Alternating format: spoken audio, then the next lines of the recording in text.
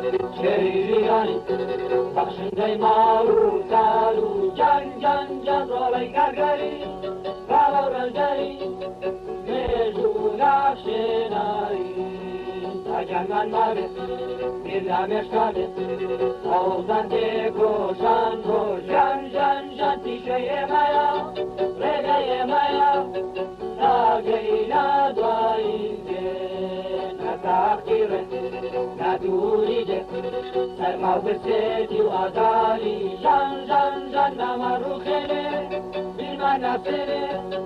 دايما تنا هيلي فيني شاهدا أو توي روان هزارم قولي سوري جان جان جان مشغل بدستي يكبيرو هستي تسكوتن نواكتن بارتيزاني شيرياني بخشندي مالو سارو. ئەم کاتتان باش بینەرانی خۆشەویستی تەلەڤیزیۆنی کۆمەڵا لەگەڵتانین بۆ پێشکەشکردنی بەرنامەی ڕاستەوخۆی ئەم شەوی تەلەڤیزیۆنی کۆمەڵا واتە 30 خەزەڵوەری ساڵی 1401 هەتاوی. ئازیزان، ئەمڕۆ لە شارەکانی کوردستان بە تایبەت جوانڕۆ، پیرانشار، زۆربەی شارەکانی دیکە کۆماری ئیسلامی دووبارە جنایەتێکی جەنگی خولقان و زۆرێک لە خەڵکی بێدەسەڵاتی کردە قوربانی و بە هێزێکی زۆر و بە چەکی قورسەوە هێرشی کردە سەر خەڵک. ئێمە بۆ باسی زیاتر لەسەر ڕووداوەکانی ئامڕۆ لە شارەکانی کوردستان و بە تایبەت جوانڕۆ و پیرانشار داوامان کردووە لە بەڕێز شلێر باپیری ئەندامی دەستەی بەڕێوەبەری ڕێکخراوی مافی مرۆڤی هەنگاو کە لەم بەرنامەیە بەشدار بێ. فەرموون لەگەڵمان بن. هاوڕێش لێرەم کاتت باش، زۆر بەخێربی بۆ بەرنامەی ڕاستەوخۆی ئەم شەوی تەلەڤیزیۆنی کۆمەڵا. سڵاو لە ئێوە و لە هەموو بینەرانی تەلەڤیزیۆنی کۆمەڵاش. زۆر سپاس، بەخێر بێن. هاوڕێش لێر خۆتان دەزانن کە ئەمڕۆ حەجمێکی زۆر توندوتیژی لە شارەکانی کوردستانە کۆماری ئیسلامی خوڵقاندی ئەتوانین بێژین حکوومەت نظامیەک بوو کە کۆماری ئیسلامی ئەمڕۆ لە شاری پاوە ببورن جوانڕۆ، پیرانشار و دوێنێ لە مەهاباد بۆکان و زۆربەی شارەکانی کوردستان بەڕێوە بردی. ئێوە دوایین ڕووداوەکان چی بوون؟ ئەگەر بتوانن بۆمان باسکەن ئامارەکان چین؟ بەڵێ، ڕاستەکەی ئەوەیە کە بەداخەوە لە ماوەی یەک هەفتەی ڕاپردوودا بە تایبەتی هێرشەکانی کۆماری ئیسلامی یاخود هێزەکانی کۆماری ئیسلامی بۆ سەر ناوچە کوردستانەکان زۆر زۆر چەتر بووەتەوە. ئەویش ئەوەی کە شارەکانی کوردستان لەبەر ئەوەی یەکدەنگ هاتوونە سەر شەقام و هەروەها دروشمیژن ژیان ئازادی دەڵێنەوە، واتە داوای سەربەخۆی خۆیان و هەروەها ئازادی خۆیان دەکەن. ئەوە ژوای کردووە کە کۆماری ئیسلامی بەردەوام هەمیشە وەک ئەو چاوێکە لە ماوە 43 ساڵی ڕابردوودا بۆ کوردستان هەیە، ئێستاش هەمان چاوی ئەمنیەتی هەیە. ئەوە ژوای کردووە کە ترسێک لە کوردەکانی هەبێت و هاوکاتیش بەبێت لە بەرچاوگرتنی هیچ پرەنسیب و هیچ بنەمایەک نە نێودەوڵەتی نەتەوەی نە ئینسانی بچاوبن و قێنێت و بەداخەوە ئەو تاوانە دژەمرۆیانە ئەنجام بدات. جا بۆیە هەر لەو ڕوانگەیشەوە بەداخەوە لە ماوەی 24 کاتژمێری ڕابردوودا زیاتر لە 13 کەس لە ناوچەکانی کوردستان و هەروەها شارەکانی کوردستان کوژراون کە تیاندا 7 کەس لە جوانڕۆ بووە و 4 کەس لە پیرانشار و 1 کەس لە دێولان و هەروەها نەفەرێکی دیکەش لە ناوچەیەکی دیکە بووە. جا بۆیە بەداخەوە دەبینین تۆ لە 24 کاتژمێردا 13 کەس کوژراوات نیشانی دەدا کە چەندە قوڵە ئەو کارەساتێکی ئێستا کۆماری ئیسلامی لە کوردستان و لە ڕۆژهەڵات دەیکا. بۆیە بەداخەوە دەزانین کە ژیانی خەڵک لە مەترسیدا دەبینین فشارێکی زۆریان لەسرە و بەداخەوە هەموو شارەکانی ڕۆژهەڵاتیش لە کاتێکدا بۆ پشتیوانی لە مەهابات و بۆکاند کە میلیتاریزە کراون و وەروەها دەشکرێن هاتوونەتە سەر شەقام، بۆیە ئەو کەسانە کوژراون و بەڵام ئامارەکان ڕەنگ بێت لە درێژەی بەرنامەکەدا بۆ ماوەی تا ئێستا کە ئەو بەرخۆدانەی کە لە ڕۆژهەڵات دەکرێت و لە ئێران دەکرێت جیاوازن و دەتوانین ئاماژەیان پێ بدەین. بەڵێ هاوڕێش لێر شرایەتێکی ویژە لە کوردستانە دروست بووە. بۆ نمونە لە کوردستان و سیستان و بەلوچستان کۆماری ئیسلامی بە چەکی قۆرز و هەتا بە گولەی جەنگی هێرش دەکاتە سەر خەڵک. ئەمە ئەم جیاوازیە چییە؟ بۆچی لەم شارانە وا دەکات؟ بەڵێ ئەوە کە پەیامەکەی کۆماری ئیسلامی کە لە ماوە 43 ساڵی ڕابردووشدا پەیڕەوی کردووە زۆر ڕوونا ئەوەیە کە ئەو نەتەوانەی کە لە ئێراندا و ژمارێکی زۆریان هەیە ئێمە دەزانین کە کوردەکان هەرچەندە ناتوانین ئاماری دەقیق بدەین بەڵام کوردەکان لە ئێراندا زیاتر لە سەروی 10 ملیۆنن بۆیە ژمارێکی زۆری ئەو نەتەوانەی کە لە دانیشتواندا زۆرن دەکرێت ئەوان ترسیان هەبێ بۆ ئەوەی کە لە ئایندەی ئێراندا یاخود لە ئێستاشدا بە جۆرێک لە جۆرەکان ببێتە پەرتەوازەی ئێران و لەتبوونی ئێران و لە چوارچێوەی فارسی بوون و ئێرانی بوونی پێناسەکەدا خۆیان تعریف نەکەنەوە جا بۆیە هەر کۆماری ئیسلامی هەمیشە هەوڵی داوە ئەو ناوچانە هەم لە پەراوێزدا بن و هەم سەرکوت بکرێن و بە هەموو شێوەیەکیش قۆڕق بکرێن لە هەموو لایەکەوە ووا بکات کە بتوانن کەمترین گەشەکردن کەمترین پێشکەوتن و کەمترین دەرفەتیشیان هەبێت ئەوەی کەوا دەکات دەتوانێت جگە لەو دیدە ئەمنیەتیە جگە لەو دیدە سیاسیە کە هەموو شتێک لە کوردستان بە سیاسیەوە پێناسە دەکرێت و تعریف دەکرێتەوە دەکرێت شتێکی دیکەش بێت ئەویش ئەوەی کە لە دوومانگی ڕابردوودا و تا ئێستاش کە بەردەوامە ئەو ناڕزایەتێک سەراسەرێک کە هەموو ئێرانی گرتوێتەوە دەتوانێت بەو هەڕەشانە بەو کردارە تاوانانە یخۆ بەو جینایەتانێک کە لە کوردستان و یا زۆر بێڕوحمانەش لە سیستان و بەلوچستان دەیکات و لە نێویاندا بەبێ لە بەرچاوگرتنی هیچ شوێنێک و هیچ جێگایەکی ئاینی کۆمەڵکوژیان دەکات بە ناوچەکانی دیکەی ئێران بڵە بە تایبەتی شارە گەورەکان کە لە ئێستادا زۆر گرنگون هەموو هیوامان پیانەکە بێنە دەنگ و بتوان پشتی کوردستان و وەروها سیستان و بەلوچستان بگرن بترسێنن بۆ ئەوەی کە نەتوانن ئەو کارە ئەنجام بدەن پێم وایە لەو دوو هەدەفە زیاتر نییە کە کۆماری ئیسلامی پێڕەوی دەکات. بەڵێ هاوڕش لێر کۆماری ئیسلامی لە چەند ڕۆژی ڕابردوودا لە شارەکانی کوردستان هێرشێکی بەرینی کردووە هەتا ئیمڕۆژ ئەتوانین بێژین دووبارە تاریخی تکرارکرە و لەشکەرکشی کرد بۆ شارەکانی مەهاباد و بۆکان. کۆماری ئیسلامی ئایا هەوێت ئەم ئێحترازاتە بەرەو شوێنێکی تر بووە کە گەرەکی خەڵک دەست بۆ چەک بووە یان گەرەکی چی بکات؟ هەر لە پەیوەند بە پرسیارەکەی ئێوە ئەوەی کە باسی لەشکرکێشی بۆ ناوچەکان کە ئێمە وەکو ڕێکخراوی مافی مرۆڤی هەنگا ئەوڕۆ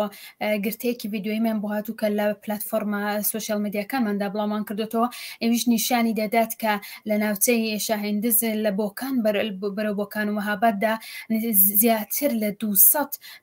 ئۆتۆمبیلی کە بە چەکی قورس و نیوە قورس نیشان دەدات کە دیارە ڤیدیۆکان بەدزیگیراون کە بەرە و شارەکانی بۆکان و مەهاباد دەنێردران ئەویش حتا تەنانەت ئێمە چاودێ دەکەین کە کۆماری ئیسلامی لە بەتایبەتی شارەکانی ڕۆژهەڵات بەگشتی و شارەکانی بۆکان و مەهاباد کە لەو دوایانەدا لە چاو شارەکانی دیکە زۆرتر هەموو هاتبوونە سەر شەقام حتا هێزی یەکگانەویژیان بۆ بەکاردێنێ تەنانەت ئەو چکە قورسانە بەکاردێنێ کە لە کاتەدا خۆپێشاندەران ینی ڕنگ بە قورسترین چەکێک کە تێدا دیفاعی پێ لە خۆیان بکەن نەک بەوە دیژ بە کۆماری ئیسلامی ڕاستن بەڵکو دیفاعی پێ لە خۆیان بکەن لە بەرامبەر ئەو چەکە قورسانێک کە بەکاردێنەویش بەردا جا بۆیە دەبینین کە ئێمە ناتوانین مقایسەی ئەو دوانە بکەین کە بەتای بە خۆپیشاندەران هیچ چەکێکیان نیە ئەوەی کە جەنابەت باست کرد لە پەیوەند بە بەکارهێنانی چەکووە ئەوانە دیارە قسێکە کە هەر لە سەرەتای خۆپیشاندانەکەن ئەو پرسیارە کراوە ئایا حیزبەکانی ڕۆژهەڵاتی کوردستان دێنەوە نێو کوردستان و یاخود ڕۆژهەڵات و هاوکاریەوە بە پشتیوانی لە خۆپیشاندانانە بکەن و ئایا ئەگەر ناکرێ بۆ نایکەن ئێمە دەبینین کە لە ئەو ڕۆژدا ئەو رەخنەیە زۆر بەڕوونی ڕۆبەڕووی بە حیزبەکان کراوەتەوە کە ئەوان بۆچی هەڵوێستەیەک ناگرن حیزبەکان هەر لە سەرەتاوە تا ئێستاش هەڵوێستی خۆیان ڕوون کردوێتەوە ئەویش ئەوەیە کە با خەڵکی ڕۆژهەڵات با خەڵکی ئێران بەگشتی با خەڵکی نەتەوە جیاوازەکان بەگشتی لە ئێراندا خۆیان بڕیار بۆ ئایندێ خۆیان بدەن خۆیان ببنە ڕێبەر بۆ خۆپێشاندانەکان هاوکات هەموو ڕێبەر بن هاوکات کەسی شتێدا ڕێبەر دەبێت بۆیە لەبەرەوەی کە ئەوان زۆر بەڕوون و ئاشکرا لە بەیاننامەکانی خواندا ئەویان ئاشکرا کردوکە بەشداربوونی هەر کەم لە حیزبەکانی ڕۆژهەڵاتی کوردستان دەتوانرێ بەداخەوە دۆخی ڕۆژهەڵاتی کوردستان بەرەو ئاقارێکی زۆر تراژدی ببە کە ئەوە نەخواستی هیچ کەم لە حیزبەکان نەخواستی هیچ کەم لە ئێمە و کوڕەخراوەکانی مافی مرۆڤە وهیوە ئەوە دڵنیام نەخواستی هیچ کەسێکە کە دڵیشی بۆ مرۆڤایەتی لێ بدات. بەڵێ زۆر سپاس هاوڕێش لێر ئەگەر هاوکارانم ئامادە ئەو ڤیددیۆی کە جنابچان باستان کرە و لەشکەرکشیە بۆ شارەکانی مەهاباد و بۆکان لەگەڵ بینەرانەی بینین و دواترتینەوە بۆ باسی زیاتر لەسەر ڕووداوەکە.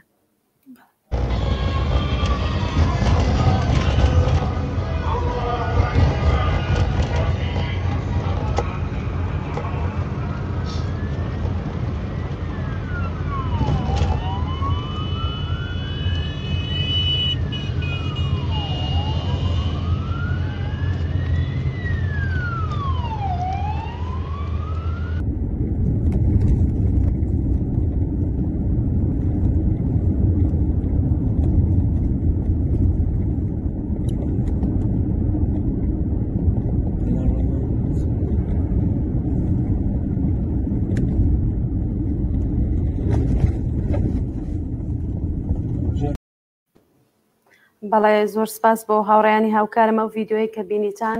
هەرە ڤیددیۆی بوو کە جنابچان باستان کرد کە لەشکەرکشی کرێ بۆ کوردستان و بەتایبەت بۆ مەهاباد و بۆکان. بەڵێ هاوڕێش لێر خۆمان لەم ماوەی زیاتر لە 2 مانگە کە ئەم ناڕزایەتیانە دەستی پێکرێت لە ئێران و ژارەکانی کوردستانە بینی ومان کە چەند جار کۆماری ئیسلامی هەڕەشەی کردەوە هەتا تۆپبارانی بارگا و مەقەڕاتی حیزبەکانی کوردستانی کردووە. هەدەفی کۆماری ئیسلامی لەمە چییە؟ ئایا گەرێکە ڕاوتی ڕووداوەکان بەرەو شوێنێکی تر بووە؟ ئایا ئێوێ چاوترسێنی خەڵکە؟ ڕای ئێوە لەسەرەوە چییە؟ بەڵێ لەو پەیوەندەدا کە بەداخەوە لە ماوەی ئەو 2 مانگەدا تا ئێستا ئەوە سێم هێرشە بە هێرشەکە دوێنە شێوە کە کۆماری ئیسلامی بۆ سەر بنکە و بارگاکانی حیزبەکانی ڕۆژهەڵاتی کوردستان لە باشووری کوردستان کە نیشتەجەن ئەنجامیان دەدات دەتوانێت 2 هەدەفی بێکێک لەوانە ئەوەی کە خۆتان ئاماژەتان پێدا ئەویش ئەوەی کە بیهەوێ ڕەوتی ڕووداوەکان بەلایەنێکی ئیدیکەدا ببات. ئەوە لە مێژووی 43 ساڵی کۆماری ئیسلامیدا ئێمە ئاشنای هەموو ئەو کارتانە بووین کە کۆماری ئیسلامی بەکاری دەهێنێ و ئاشنای هەموو سیاسەتانەش بووین کە کۆماری ئیسلامی بەکاری دەهێنێ. بەداخەوە تا ئێستا کۆماری ئیسلامی هەموو ئەو کارتانێک کە لە ماوەی 2 مانگەدا بۆ ڕزگاربوونی خۆی بۆ لەسەر پەیمانەوەی خۆی بەکاری دێنێ کارتەکانی تازەنین و پیلانەکانیشی ئەو پیلانانە کە پێشتر بەکاری هێناوە ئەویش بەهێرشکردنە سەر بنکە و بارگاکانی حیزبەکانی ڕۆژهەڵاتی کوردستان دەکرێت 2 مەبەستی 2 ئامانج بێ. یەک ئەوەی کە حیزبەکانی ڕۆژهەڵاتی کوردستان پێی وە دەترسێن و 2 ئەوەی کە بیهەوێ بەو هێرشانە حیزبەکان بێن بڕیارێک بدەن کە ڕەنگ بێ بڕیاری هێزناردنەوەی هێز بێ بۆ ناوچەکان بۆ ڕۆژهەڵاتی کوردستانی یاخود بەگشتی بۆ نەوخۆی ئێران و ئەنجامدانی عملیات و دەکرێت سێمیش ئەوە بێت کە پەیامێک بێ یاخود سیگناڵێک بێ بۆ کۆمەڵگەی نێودەوڵەتی. بەڵام کۆمەڵگەی نێودەوڵەتی بۆ ئەویش ئەوەی کە پێیان بڵێ کە من سیستمی موشکی بەهێزم هەیە پێیان بڵێ من بەو جۆرە دەتوانم کە هێرش بکەم پێیان بڵێ بەو جۆرە کە دەتوانم ئاسمانەکان ببڕم بەبێ ئەوەی کەسێک پێشگیری لێ بکە کەواتە چونکە ئەو دێ ئاسمانی ئێران بۆ ئاسمانی عێراق دەبرێت لە کاتێکدا ئەو ئاسمانە دەبێ حکوومەتی عێراق لێ وەجووە بێ دەبێ هەرێمی لە ڕێگەی هەرێمی کوردستان لە ڕێگەی حکوومەتی عێراقی و ناڕەزایەتی دەربە بڕن چونکە بەو جۆرە لە قانونی یاسای نێودەوڵەتیدا هەیە کە پێشێلکردنی مافی وڵاتانە کە لێرەشدا ئەوە پێش ئەوەی کە پێشێلکردنی مافی مرۆڤ بێ پێشێلکردنی مافی دەوڵەتی عێراقا کە بێ ئەوەی کە هیچ یاسایەک بگرێتەوە ئێران ئاسمانەکە دەبڕێت و دێ بەداخە ئەو بنکە و بارەگەیانە موشکباران یاخود بە درۆن یا بە شێوەی جیاواز بردومان دەکات. جا بۆیە ئەو پێم وایە پەیامە نێودەوڵەتێکەش دەتوانێت بەشێک لەو ئامانجانە بێت کە کۆماری ئیسلامی دەهوێ لە ڕێگەی ئەو تۆپبارانەوە بیپێکەیە یاخود ئەو موشکبارانە بە شێوە جیاوازەکەنەوە. بەڵام شتێکی دیکەش لە بیرمان بێت کە ڕەوتی ڕووداوەکانیش بەداخەوە ئێمە بمان هەوێ یا نەمان هەوێ لە کاتێکدا شتێک لە بنکە و بارەگاکانی ڕۆژهەڵاتی حیزبەکانی ڕۆژهەڵات ڕوودەدا کاریگەری لەسەر هەمومان دەبێ هەمومان پێمان خۆش ئاگادار بین هەمومان هەواڵی لەسەر دادەنێن هەمومان زانیارەکانی لەسەر دادێن ئەوەش بە جۆرێک لە جۆرەکان تۆزێک لەو فۆزەکە هەموو فۆکسەکەمان لەسەر ڕۆژهەڵاتە دەیهێنێتە ئەولا. بەڵام دیسانیش لەبەرەوەی کە خەڵکی ڕۆژهەڵاتیش لە نێوخۆوە بەهێزن و ورەیان بەرزە بۆیە دەبینین کە جارێکی دیکە قوی دەبینەوە بەوەی کە هەم ئێمە لێرە بەهێز بین هەم حیزبەکان لەو ماوەدا بڕیاری دروستیان داوە و هەمیش خەڵک لە ڕۆژهەڵات لەسەر پێی خۆی و وارووا پێداگر بووە لەو مافە مەدەنیانە و لەو مافە مرۆڤیانێکە لە بنەمای بنەڕەتی هەموو مرۆڤێکن لە دنیادا و بنەمای بنەڕەتی هەموو نەتەوەکانن لە چوارچەوەی دەوڵەتێکدا. بەڵێ هاوڕێش لێر خۆمان نزانین لە ماوەی ئەم زیاتر لە 6 ڕۆژە کە ئەم ناڕزایەتیانە هەیە لە ئێراندا و هەروە لە شارەکانی کوردستانە دوایەوەی کە کەسێک بەدەستی کۆماری ئیسلامی بەداخەوە گیانی بەختەکات پرسە و سەرخۆشیەکەی جۆرێکی ترە وەکو جاران نییە کە بەشیوەن و بەگریان و بە هاوار بێ. ئێستا بۆسە جێگەیەکی دروشمدان وەکەوەی کە شەهید نامرێ دایە مەگری بۆ ڕۆڵە شەرتە بسێنم تۆڵە. پێتان وایە ئەمان ئێوە ڕاتان لەسەرمە چییە؟ بڵێ دیارە ئەوە ڕوونە ئێمە هەر هەمومان و بەپێ ئەو چ ڤیدۆکان چ راپۆرتەکان چ ئەو کەسانەی کە ئێستا لە ڕۆژهەڵات و لە نێخۆی ئێران چالاکن لە ئەو لە ڕۆژی کوشتنی ژیناوە تا ئەمڕۆکە ناڕزایەتەکەم بەرداوم تا ئەوڕۆکە خەڵک لەسەر شەقامە دەتوانم بڵم ئێمە دیوێکی دیکەمان لە ڕۆژهەڵاتی کوردستان دیت دیوێکی دیکە کە ڕەنگ بێ بەداخەوە بەهۆی ئەوەی کە ئێمە لەوێوە دوورین دەمێکە لە نێو خۆی وڵاتدا ڕەنگ بە هەستمان بەو بەدەنەی خەڵکی ڕۆژهەڵات نەکرد بێت کە هێز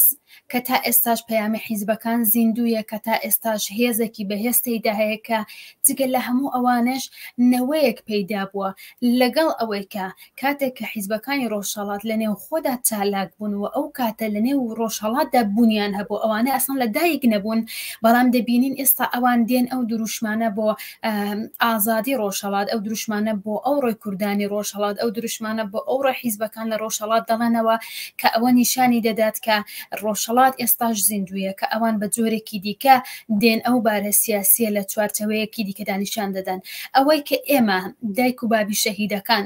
بە شێوەی جیاواز بە وتاری جیاواز دەبینین کە لەگەڵ ئەوەی کە عەزیزترین کەسیان لەدەستداوە کە پێم وایە دەتوانێت سەختترین دۆخێک بێ بۆ هەر تاکێک کە ڕوو دەدات کە هیوادارم بۆ هەموو بۆ ڕوونەدات و ڕوونەداتەوە بەداخەوە کە لەو ماوەیدا زۆرمان دیوە نیشانی دەدا کە ئەوانە ئازادی نیشتمان ئازادی ڕۆژهەڵاتیان تەنانەت لە سەروی گیانی عزیزترین کەسەکان و ڕۆڵەکانیان داناوە جا بۆ ئێمە دەبێ هەم قەدردان بین هەم پێیان سەربەرز بین و هاوکات ئەو ڕوانگەیشمان بۆ ڕۆژهەڵات بە جۆرێکی دیکە تعریف بکەینەوە کە تا ئێستا ئەو دڵە بۆ ئازادی ڕۆژهەڵات و ئەو دڵەش بۆ ئازادبوون لە دەست کۆماری ئیسلامی و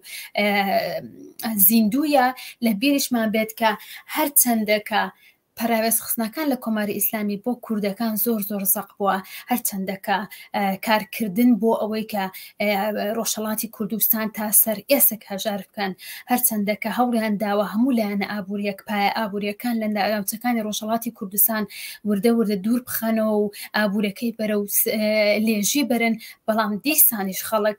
وازی نەهێناوە دیسانیش خەڵک بێهیوانیە دیسانیش خەڵک نەهەژاری و نەبارەکانی دیکەی کۆمەڵگە کە کۆماری ئیسلامی 43 ساڵە هەوڵی بۆ دەدات کە بیپوکێنێتەوە نەپوکاوەتەوە بەسەر چۆکدا نەهاتون و هەروە بەهێزن هەر بۆیش لەسەر لە کاتێکدا لە قەبرست لە ماوەی ئەو 6 ڕۆژەداوە بەتایبەتیش لە ماوەی هەفتەی ڕابردوودا دەبینین کە خەڵکی ڕۆژهەڵاتی کوردستان شەو بە ڕێگای قەبرستانەوە و بەیانی لە قەبرستان دەکاتەوە و هەروەها لە دوای قەبرستانەوە دەگەڕێتەوە جارێکی دیکە دێتەوە سەر شەقام و داوای ئازادی و هەروەها ڕوخانی کۆماری ئیسلامی دەکات پێمان دەڵێت کە کەواتە هێزێکی قەوی لە ڕۆژهەڵاتەیە کە ئێمە دەبێ ئەو هێزە ڕابگرین و ئاگامان لەو هێزە بێ چونکە دڵنیام هەر ئەوانن ڕۆژێک ئەو ئازادی و ڕوخانی کۆماری ئیسلامی لەگەڵ باقی نەتەوەکانی دیکەی ئێران دەتوانن سۆگەر بکەن. بەڵێ زۆر سپاس هاوڕێش لێر ئەگەر هاوڕێیانی هاوکارم لە ئەوتاقی کۆنترۆڵ ئامادەبن کلیپێک دەبینین دواتر دەگەڕینەوە و پرسیارەکانی دیکە ئاراستانەکەی. شهيدان ای شهيدان ای شهيدان ای شهيدان نامرنا و نشانتان نامرنا و نشانتان ای شهيدان ای شهيدان ای شهيدان ای شهيدان نامرنا و نشانتان نامرنا و نشان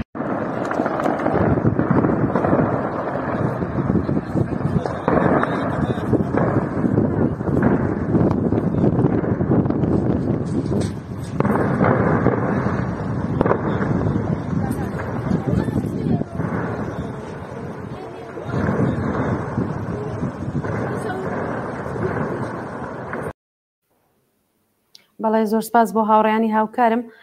هاوڕێش لێر ئەگەر بمانەوێ بچینە سەر بەحسی ئەوەی کە نەخشی ژنان چۆن بۆ لەم ناڕزایەتی، ئێوە ڕۆڵی ژنان لە ناڕزایەتیانەوە بەتایبەت لە دەورانی حکوومەتی کۆماری ئیسلامی واتە 43 ساڵی ڕابردووە چۆن دەبینن؟ بەڵێ دیارەوە کە بەشێکی گرنگ یاخۆ بڵم جەرەقێکی گرنگ لە ماوەی 60 و چەند ڕۆژی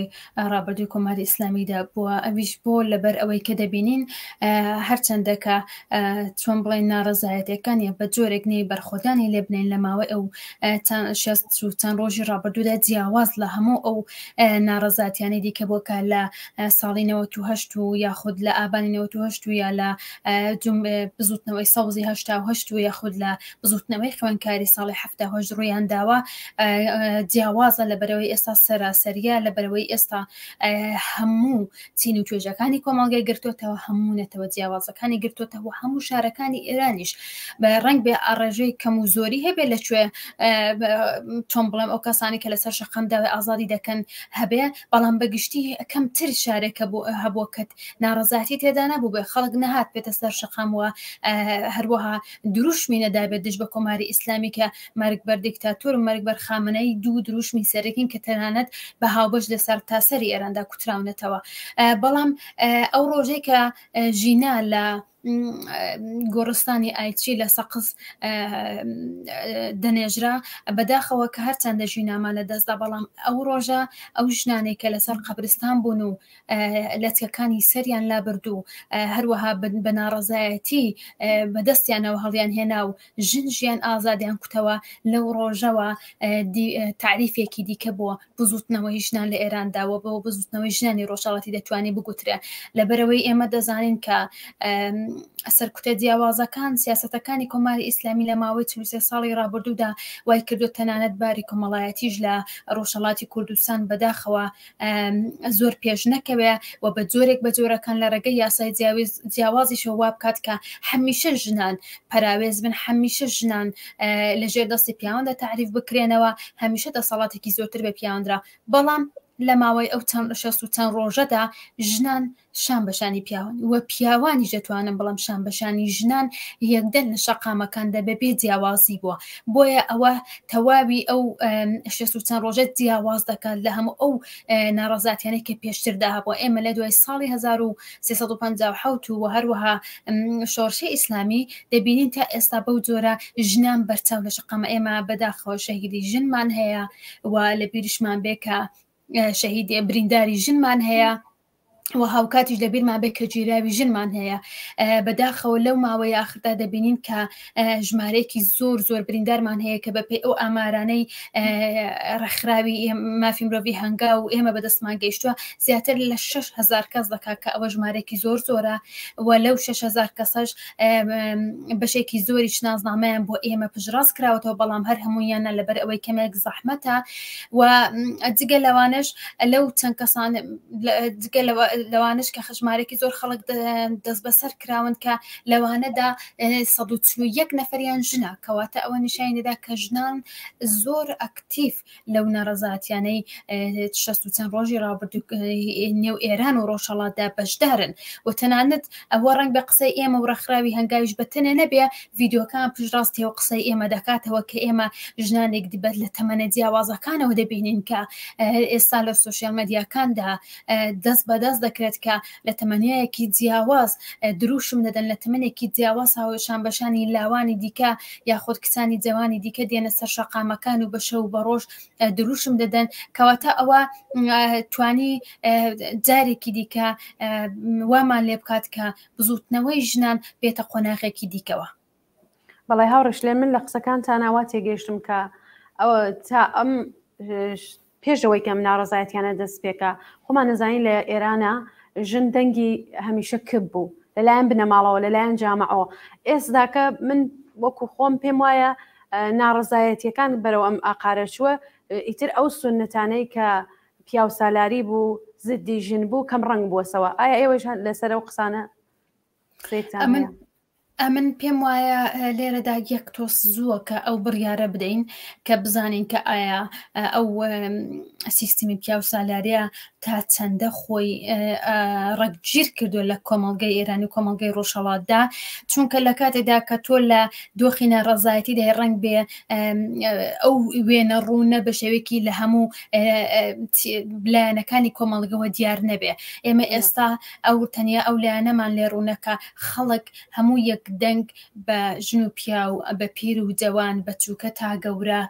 هەموو یەک شتیان دەوێت بە مامۆستا و مامۆستای ئاینی و هەتا قوتابی خوێندکارتەوە ئەو ژنەمانی کۆماری ئیسلامیە. پێم وایە لە کاتێکدا کە بچینە قۆناغێکی دیکەەوە کۆماری ئیسلامی بڕۆخێ شاید ئەو کاتە بەرچاوڕوونێکی زیاترمان هەبێت لەوەی کە بزانین کە چەندە ئەو سیستمی پیا و سالاریە کۆماری ئیسلامی چ لە ڕێقانونەکانی و چ بەداخەوە کۆمەڵگە ڕۆژهەڵاتی نێوەڕاستیش کە هەموو بە جۆرێک لە جۆرەکان تێدایەتی چەندە ڕێگیدا کوتاوە و چەندە کار ئەستۆم چۆن بڵم بەرپرسایەتیمان لەسەر دەبێت کە کار بۆ ئەو لایەنەش بکەین. من مەبەستمەوەیە کە لەژێر دروشمی ژن ژیان ئازادی لەوانەیە ئەمە تۆزێک کەمڕەنگتر بێتەوە، بۆیە پیاوان ئێستا شان بە شانی ژنان لە عەرسەی مۆبارەزان. بەدڵنیاییەوە هەر خودی دروشمەکە ژن ژیان ئازادی و هەروەها ئەو شرۆڤەیە کە دەتوانین بۆ دروشمەکەی بکەین ژن و ژیانی ئازادی دەتوانێت لە داهاتووشدا کاریگەریەکی بەرچاوی هەبێت لەسەر ئەو ڕەفتارانە، لەسەر ئەو کارانە و لەسەر ئەو گۆڕانکاریانەی چ بۆ ژنان و چ بۆ کۆمەڵگەی ئێرانی و چ بۆ کۆمەڵگەی ڕۆژهەڵات دێتە گۆڕێ. ئێمە ئەو واقعیەتە قبوڵ دەکەین کە ئەو دروشمە توانی کاریگەرێکی بەرچاو چ بۆ ڕەتی ناڕەزایەتیەکانی خود خۆپێشاندانەکان هەبێ، چ وەکو ئەوەی کە ژنان وا لێ بکات کە نەترس و هەروەها بەبێ ئەوەی کە چوارچەوەی بنەماڵەکان بتوانێ ڕێگریان بێنە سەر شەقامەکان و بەداخەوە زیندانی بچێژن، ئەشکەنجە بچێژن و بەداخەوە شەهیدیش ببن و برینداریش ببن. جا بۆیە ئێمە ناتوانین نکۆڵی لە کاریگەری ئەو دروشمە بکەین. من پێم وایە ئەو دروشمە تازە تا مێژووی ژنان لە ڕۆژهەڵاتی ئێمەەوە ڕاستە بێت، تا مێژووی ژنان لە ئێراندا هەبێ و تا مێژووی ژنی کوردیش هەبێ دەتوانێت لاپڕێکی پڕشنگدار بێ چ بۆ شرۆڤەکردنی چ بۆ کاریگەریەکانی چ بتوانێت کاریگەری بۆ داهاتووی گۆڕانکاریەکانی لە کۆمەڵگەی ڕۆژهەڵاتی کوردستاندا هەبێت. بەڵای زۆر سپاس. هاوڕێش لێر وەکو دوایین پرسیار خۆتان نەزانن کە کۆماری ئیسلامی جەنایەتێکەکە بەرعەلەی بەشەریەت، ڕێکخراوەکانی مافی مرۆڤ دەبێت چی بکەن بۆەوەی کە دەنگی خەڵک بن؟ بەڵێ ئەوەی کە ئێمە لە ڕێکخراوەکەی خۆمانەوە دەست پێ بکەن و ڕێکخراوی مافی مرۆڤی هەنگا و ئێمە زۆر ڕێگای جیاوازمان گرتووە، هەر ئەوەی کە لە کەناڵی جیاوازەوە و بە وزمانی جیاوازەوە و توێژی جیاواز دەکەین، چ لەگەڵ مێدیای بیانی یاخود چ لەگەڵ مێدیای نێودەوڵەتەکان و هاوکات چ لەگەڵ مێدیان نێوخۆیەکان و چ لەگەڵ مێدیا جیاوازەکان، ئەوەش گەیاندنی ئەو پەیامەیەکە بڵێن ئێستا لە ئێران و ئێستا بەتایبەت لە ڕۆژهەڵاتی کوردستان چ ڕوو دەدات. جا بۆ یەکێک لە کارە گرنگەکانی ڕێکخراوە مافی مرۆڤیەکان دەتوانێت بێ. هاوکاتیش یەکێک لە کارەکانی دیکە دەتوانێت ئەو بێ ئەو کارانەیەکی ئێستا ئێمە دەیکەین. ڕێکخراوە نێودەوڵەکان و کۆمەڵگەی نێودەوڵەتی بەبێ بنەمای بەڵگە ناتوانێت نە هیچ راپۆرتێک دەربکە و نەباز لە هیچ راپۆرتێک بکە. ئێمە وەکو ڕێکخراوی مافی مرۆڤی هەنگا و هەمیشە هەوڵمان داوە کە بە بەڵگەوە چ ئاماری بریندارەکان، چ ئاماری دەستگیرکراوەکان و چ ئاماری کوژراوەکانمان هەبێت کە لە کاتێکدا چ ڕێکخراوێکی نێودەوڵەتی چ ناوەندێکی مێدیایەکی نێودەوڵەتی کار لەسەر ئەو کەیسانە بکە، ئێمە بتوانین بەڵگەی پێویستمان هەبێ بۆ ناردنیان کە بتوانین تریبوونێکی دیکە دەنگێکی دیکە لە کۆمەڵگە نێودەوڵەتی پەیدا بکەین کە دیژ بە کۆماری ئیسلامی هەم راپۆرت بدات، هەم کاریگەریان هەبێت و هەم کاریگەریان لەسەر وڵاتەکانی خۆیان هەبێت کە بتوانن بە پیر خەڵکی ڕۆژهەڵات و ئێرانەوە بێت و هەر ئەو کۆمەڵکوژێک کە ئێستا ئێران دەیهەوێ بیکە ڕێگەی پێنەدەن و بتوانن ببنە دەنگی تاک بە تاکی خەڵکی ئێران و ڕۆژهەڵاتی کوردستان لە کۆمەڵگەی نێودەوڵەتیدا. بەڵێ زۆر سپاس هاوڕێش لێر بۆ ئامادەبوونت لە بەرنامەی ڕاستەوخۆی ئەم شەوەی تەلەڤیزیۆنی کۆمەڵە. سپاس بۆ ئێوەش. زۆر سپاس. بەڵێ هاوڕێیانی هاوکارم ڤیدیۆیەک دەبینن و دواتر دەگەڕینەوە لای بینەرانی خۆشەویست.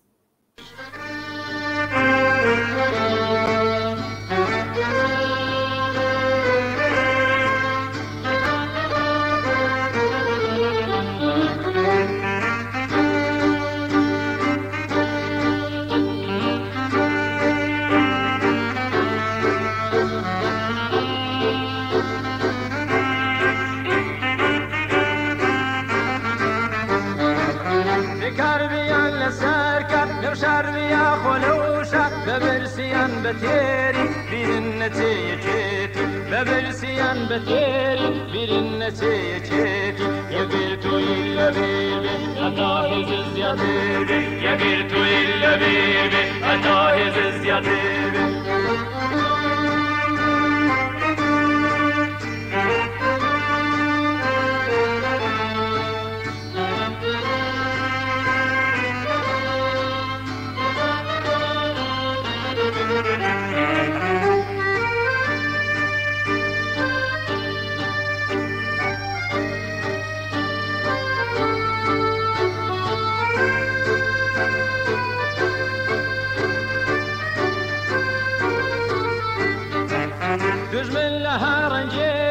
وتفرق الدكوشة سنتا إما بلاوبي أو داتواني سروار بي سنتا إما بلاوبي أو داتواني سروار بي يقرتو إلا بيبي أتاهز الزيادير بي يقرتو إلا بيبي أتاهز الزيادير بي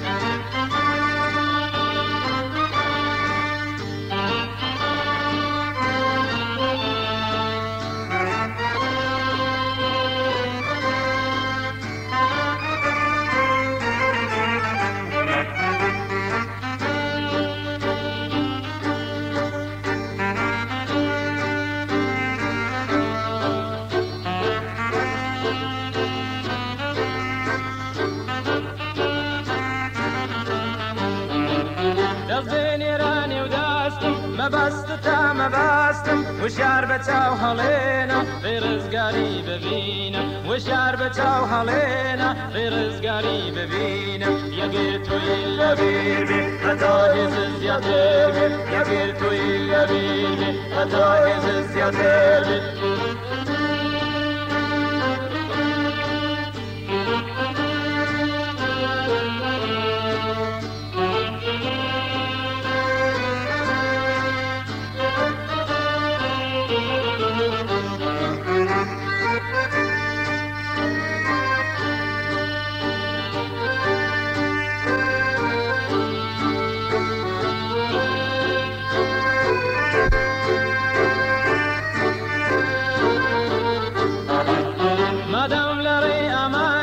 بتوش وتوش محتاجي ليش غيرك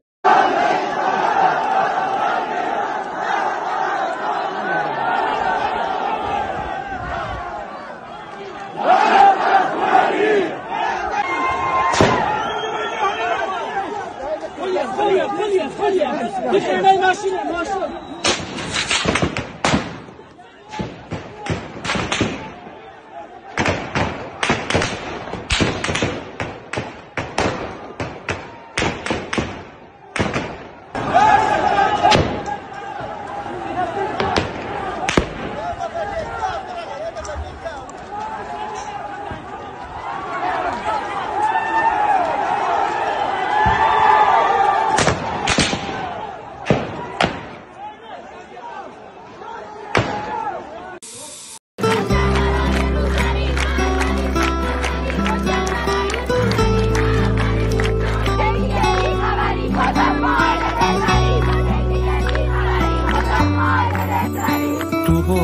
دستای بارون داره میرقصه رو شیشه تو باشی و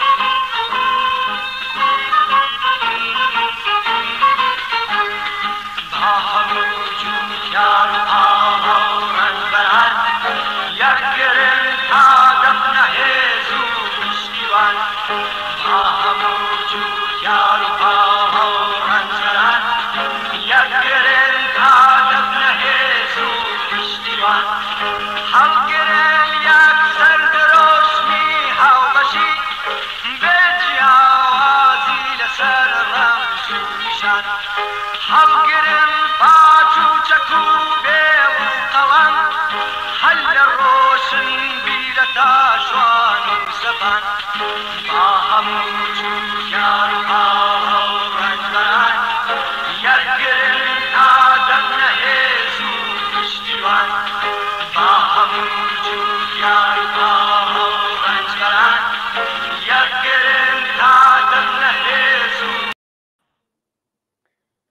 بەڵێ بینەرانی خۆشەویست بە سڵاوێکی دووبارە هاتینەوە لاتان.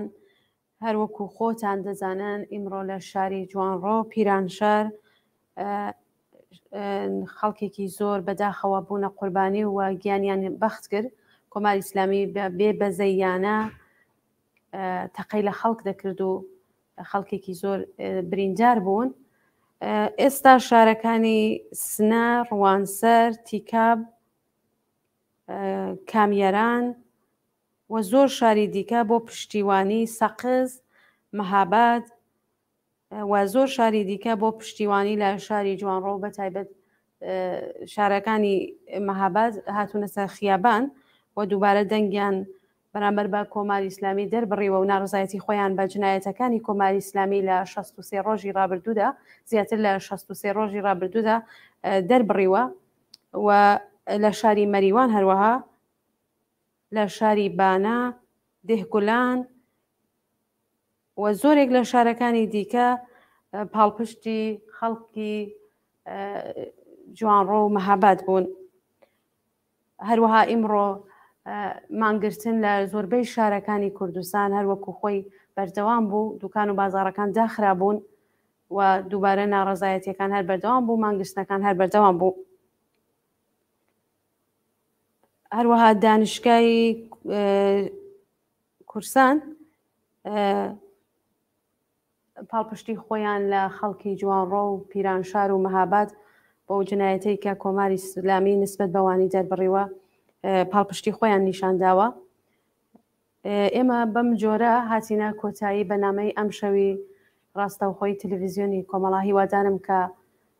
بەدڵتان بووێ تا بەرنامێکی تر و هەفتەیەکی دیکە یام کاتێکی دیکە مەڵاو.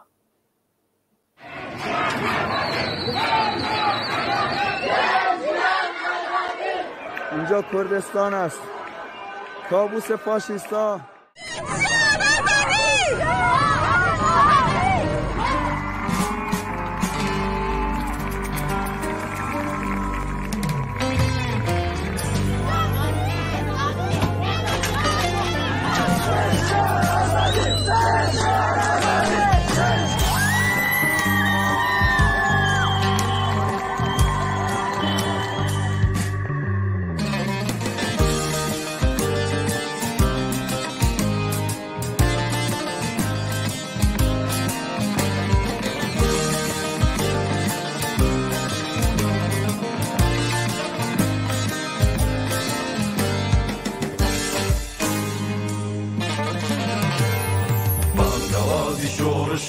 ای همو جیهان ریگ خوشگر با خباتی آزادی انسان بانگوازی شورشه که ای همو جیهان ریگ خوشگر با خباتی آزادی انسان شورشه که به پیشنگیش نانی نیشتمان با مسوگر به سربستی حرمتی جیان شورشه که به پیشنگیش نانی نیشتمان با مسوگر به سربستی حرمتی جیان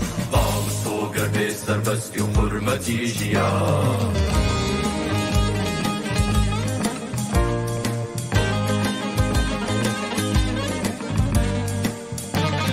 بابا یک بین بابا یک بین بگازه و گلان یکی ترست خازه دلی دشمنان بابا یک بین بابا یک بین بگازه و گلان یکی ترست خازه دلی دشمنان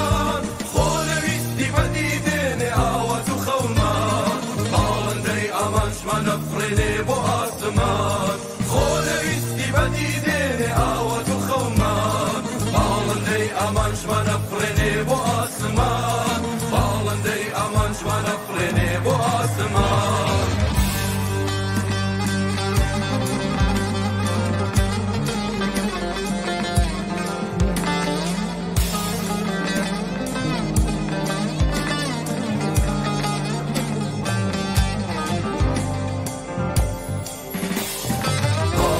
یەکسانی هەموو چین و توێژەکە پەیامی ئاشتی گەلان بۆ دایکی نیشتمان ئاواری من ئەودیلەم لا زیندانی تاریکە هاتاوی بیر ڕوونەکەکە بەریتاوێن بە ناوەزار هەڵقەیداری باریکە حافظمجی أبشريني هنقاوم حافظمجي أبشريني هنقاوم من أوديلم لا بشوري فولاوا أصوي